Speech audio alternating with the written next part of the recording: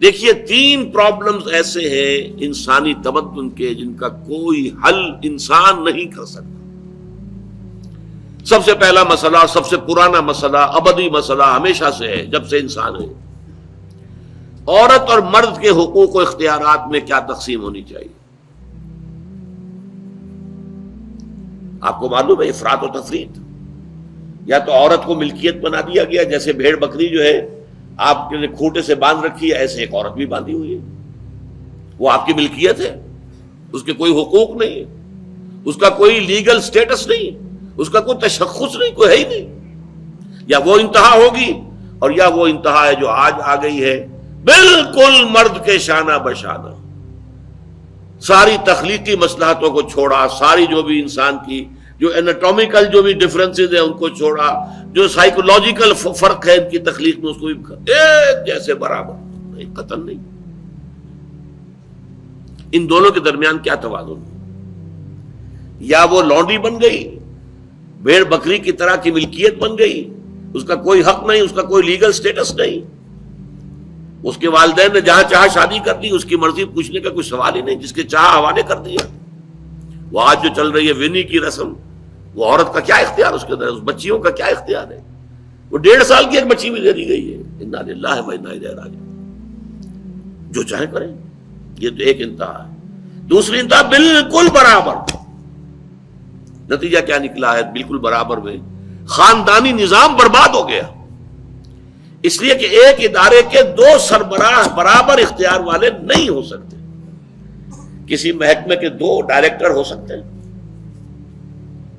کسی فرم کے managing director 2 ہو سکتے ہیں.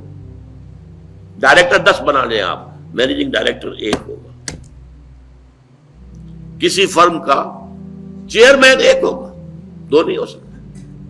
کسی بھی ادارے کی اگر 2 بنا دیں گے فساد ہوگا، جھگڑا ہوگا، ان دونوں کے درمیان رسا کشی ہوگی. یہی تو ہمارا سب سے بڑا مسئلہ بنا ہوا ہے. پاکستان کا مسئلہ کیا ہے؟ ہم نے پارلیمانی نظام اختیار کیا ہوا ہے، انتہائی بیہودہ نظام، غیر منطقی نظام. آپ نے 2 بڑی بڑی سیٹس کریٹ کر لی، ایک ہیڈ آف دی اسٹیٹ ہے، ایک ہیڈ آف دی گورنمنٹ ہے. اب ان دونوں کے درمیان حقوق اور فرائض اور اختیارات کا کیا تقسیم ہوگی؟ ہو ہی نہیں سکتی. یا سارا کچھ صدر کے پاس جائے گا اور وزیر اعظم جو ہے وہ جونیجو کی مانند وزیر اعظم بن جائے گا، یا سارا کچھ وزیر اعظم کے ہاتھ میں ہوگا اور صدر جو ہے چودھری فضل الہی بن جائے گا، کہ جس کو وہاں ان کی دیواروں پر لکھا گیا تھا رہا کرو انہیں، چودھری فضل الہی کو رہا کرو. یہی ہوگا. تو ایک گھر کے 2 جو ہے 2 سربراہ نہیں ہو سکتے. خاندانی ادارہ تباہ ہو چکا ہے. اور جیسے کہ یہ آپ کو کہاوت ہے کہ جس بلی کی دم کٹ جائے وہ چاہتی ہے کہ تمام بلیوں کی دمیں کٹ جائیں. یورپ میں، امریکہ میں برباد ہو گیا خاندانی ادارہ. آج وہ تلے ہوئے ہیں کہ مشرق میں اور خاص طور پر مسلمان ممالک میں ابھی اگر کچھ انٹیکٹ ہے یہ خاندانی ادارہ. کچھ خاندانی اقدار ہیں جو برقرار ہیں، کچھ والدین کی عزت اور عظمت اور کچھ ان کا احترام اور ادب اور خدمت کا مادہ ہے جو برقرار ہے. چاہتے ہیں کہ ختم ہو جائے، تباہ و برباد ہو جائے. والدین بوڑھے ہو گئے تو پھینکو ان کو اولڈ ایج ہاؤسز کے اندر، اولڈ ہاؤسز میں. گھر میں کائے کو رکھنا ہے؟ نوجوان جوڑا ہے، اس کے خامخواہ ان کی خواہشات اور ان کے معمولات میں بیچ میں آڑے آنا. بوڑھی ماں جو ہے بولے بغیر رہے گی نہیں، دنگا فساد ہوگا تو رکھو اس کو وہاں پر اولڈ ہاؤس کے اندر. اللہ اللہ خیر سمجھ. یہ ہے اصل میں مسئلہ. اب عورت اور مرد کے درمیان کیا توازن ہو، انسان نہیں سوچ سکتا. دیکھیے انسان یا مرد ہوگا یا عورت ہوگی. مرد سوچے گا تو وہ اپنے اعتبار سے سوچے گا. عورت کی نفسیات کیا ہے، عورت کے احساسات کیا ہیں، اس کو کیا پتا. عورت سوچے گی تو اپنے اعتبار سے سوچے گی. مرد کے احساسات کیا ہوتے ہیں، مرد کی نفسیات کیا ہوتی ہیں، اسے کیا پتا. لہذا یا ادھر کا ہوگا یا ادھر کا معاملہ ہوگا. ایک ہی ذات دے سکتی ہے آپ کو نظام، جو مرد کی بھی خالق ہے عورت کی بھی خالق ہے. اسی نے بنایا دونوں کو، اور دونوں ہی اس کے لیے اولاد کے مانند ہے. یہ حدیث نبوی کا ترجمہ کر کے بتا رہا ہوں آپ کو. حضور نے فرمایا الخلق عیال اللہ، یہ خلق جو ہے مخلوق ہے، یہ اللہ کے کنبے کے مانند ہے. تو مرد بھی اللہ کے اس کنبے میں شامل ہے، عورتیں بھی شامل ہے. اس نے نظام دیا، شادی بیاہ کے یہ قوانین ہونے چاہیے، طلاق وغیرہ کا یہ مسئلہ ہونا چاہیے. یہ سارا ضابطہ جو دیا ہے وہ اس لیے دیا ہے کہ یہ انسان اپنے ذہن سے نہیں سوچ سکتا. آج تباہی آ گئی ہے مغرب کے اندر، شادی کرنا ہی نہیں چاہتے. We are living together. شادی کریں گے تو نتیجہ پتہ ہے کیا نکلتا ہے؟ آپ نے اپنی بیوی کو طلاق دی، سب سے پہلے تو یہ کہ آدھی پوری آپ کی جو ملکیت ہے اس کا آدھا حصہ دے دیے اسے. نمبر 2، گھر اگر آپ کا اپنا ہے تو اس میں بیوی رہے گی، آپ نکل جائیے یہاں سے. کوئی مرد اس کو قبول کرنے کو تیار نہیں تو وہ شادی کرتا ہی نہیں. اور عورت کی ضرورت ہے، لہذا عورت بغیر شادی کیے بھی اس کے ساتھ رہتی ہے، بچے پیدا کرتی ہے. But without marriage, without marriage جو بچے پیدا ہو رہے ہیں حرامی بچے. تو پچھلے سال صدر کلنٹن نے کیا کہا تھا؟ اس کا جو اپنا خطاب تھا نیو ایئرز ڈے کا، وہ خطاب کیا تھا؟ ان قریب ہماری قوم، امریکن قوم کی اکثریت حرام زادوں پر مشتمل ہوگی. یہ حرام زادہ ترجمہ کیا ہے میں نے، بورن وداؤٹ ویڈ لاک، شادی کے بندھن کے بغیر پیدا ہونے والے. پوری کو ہم حرامی کہتے ہیں، حرام زادے کہتے ہیں، اور کس کو کہتے ہیں؟ اچھا، دوسرا مسئلہ، پہلا مسئلہ تو یہی ہے، پرانا بہت ہے، قدیم ہے. دوسرا مسئلہ، ایک ریاست ہے، ایک نظام ہے، اس کے کچھ اختیارات اور حقوق ہونے چاہیے. ایک عوام ہے، ان کے کچھ اختیارات ہونے چاہیے. عوام چاہیں گے زیادہ سے زیادہ آزادی ہمیں ملے، ریاست چاہے گی زیادہ سے زیادہ اختیار ہمارے ہاتھ میں ہو.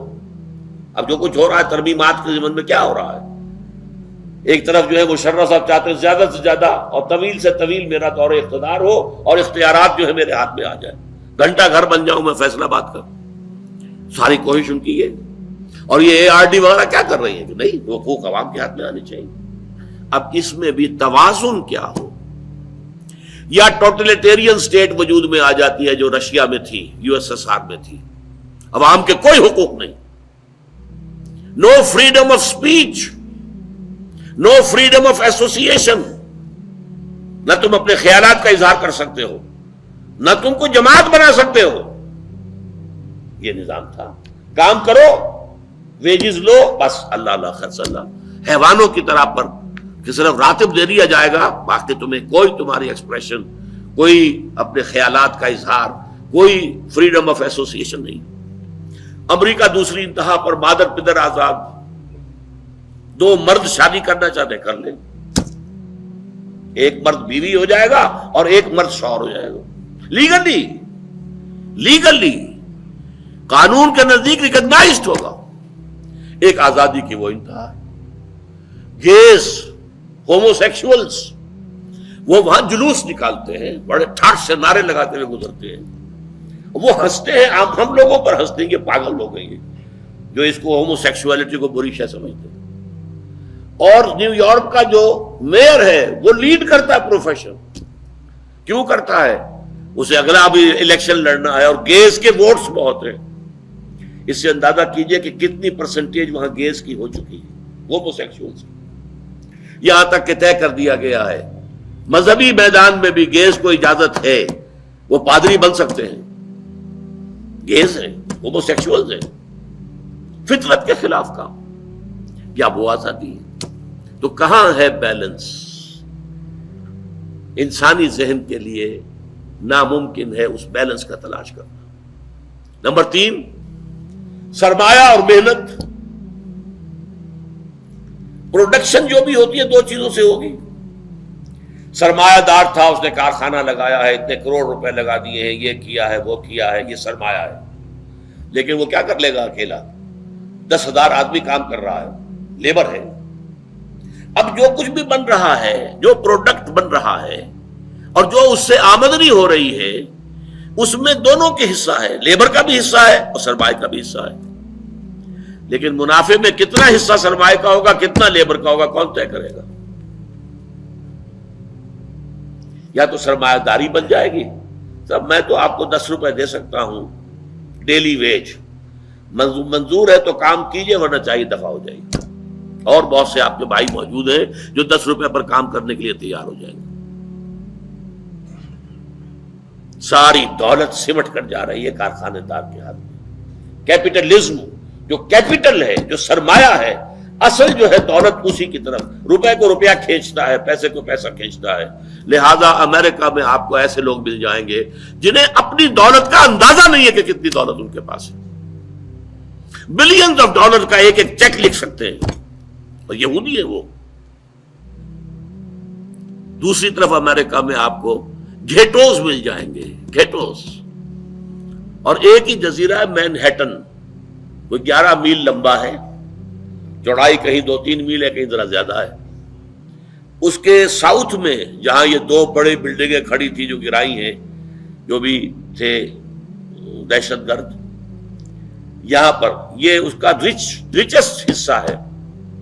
پوری دنیا کی دولت یہاں جمع ہے، سارے بینک وہاں ہیں. اور اسی جزیرے کے شمالی علاقے کے اندر گھیٹوز ہیں، افرو امریکنز، کالے امریکی. یوں سمجھیے کہ سب ہیومن لیول پر رہ رہے ہیں، حیوانوں کی طرح زندگی گزار رہے ہیں. یہ ڈسپیرٹی نظر آ جائے. تو اب عدل و انصاف کی کیا شکل ہو؟ یا وہ ہے جو رشیا میں اور USSR میں تھا، یا یہ ہے جو امریکہ میں اور اس کے الائز کے اندر ہے. یہ ہے وہ مسئلہ جہاں انسان ہاتھ جوڑ کر، گھٹنے ٹیک کر اللہ سے دعا کرنے پر مجبور ہے. اے اللہ تو نے مجھے فطرت سلیمہ بخشی، اے اللہ تو نے مجھے عقل سلیم سے نوازا، اے اللہ میں نے تجھے پہچان لیا کہ کل شکر اور کل ثنا کا مستحق تو ہی ہے. اے اللہ میں نے تجھے پہچان لیا کہ تو تمام جہانوں کا پروردگار اور مالک ہے. اے اللہ میں نے تجھے پہچان لیا جزا و سزا کے دن کا مالک و مختار مطلق تو ہے. اے اللہ میں نے طے کر لیا ہے تیری ہی بندگی کرتا ہوں اور کروں گا، اور تو ہی سے مدد چاہتا رہوں گا. لیکن اے اللہ میں مجبور ہوں، میری عقل جو ہے میرا ساتھ نہیں دیتی. کروں کیا؟ چلوں کس راستے پر؟ کون سے راستے پر؟ یہ عملی حصہ ہے دین کا. وہ سارا تھا فکری، نظری، ایمانی حصہ. الحمدللہ رب العالمین الرحمن الرحیم مالک یوم الدین. یہ کیا ہے؟ یہ ایمانی، فکری، نظریاتی حصہ ہے. عملی حصہ کیا؟ اہدنا الصراط المستقیم، ہمیں سیدھے راستے کی ہدایت بخش. صراط الذین انعمت علیہم، راستہ ان کا جن پر تیرا انعام ہوا، تیرے پسندیدہ بندے جو ہوئے. غیر المغضوب علیہم، جو مغضوب علیہم نہیں ہوئے، ان پر تیرا غضب نہیں آیا، غصہ نہیں آیا. ولا الضالین، اور نہ ہی وہ سیدھے راستے سے بھٹکے. یہ ہے سورہ فاتحہ کا مقام. گویا کہ اصل میں یہاں پر قرآن مجید، اس کے اصل مخاطب کون ہے؟ وہ سلیم الفطرت لوگ، وہ سلیم العقل لوگ، جنہیں قرآن کہیں کہتا ہے الذین یعقلون، کہیں کہتا ہے الذین یفقہون، کہیں کہتا ہے اولو الالباب، ہوش مند لوگ.